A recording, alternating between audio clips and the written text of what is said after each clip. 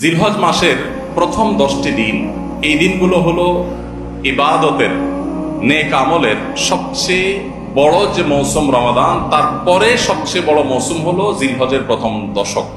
ইবাদত এবং নেক আমলের জন্য আল্লাহ সুবহানাহু ওয়া তাআলা আমাদেরকে কিছু মৌসুম দিয়েছেন, কিছু সিজন দিয়েছেন। এই সিজনগুলোর মধ্যে থেকে সবচেয়ে বড় ইবাদতের মৌসুম বা সিজন কোনটা? রমজান মাস। মাস ব্যাপী পুরো 30 দিনের মৌসুম। রমজানের পরে ইবাদতের সবচেয়ে বড় বৃহত্তম ইবাদতের মৌসুম হলো কোনটা? জিলহজের প্রথম 10টা দিন।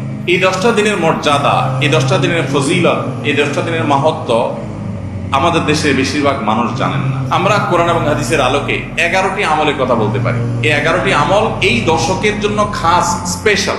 নাম্বার 1 নম্বর এই দশকের আমল হলো বেশি বেশি আল্লাহর জিকির করা। কি করা? বেশি বেশি আল্লাহর জিকির করা। কারণ কোরআনে কারিমে সূরা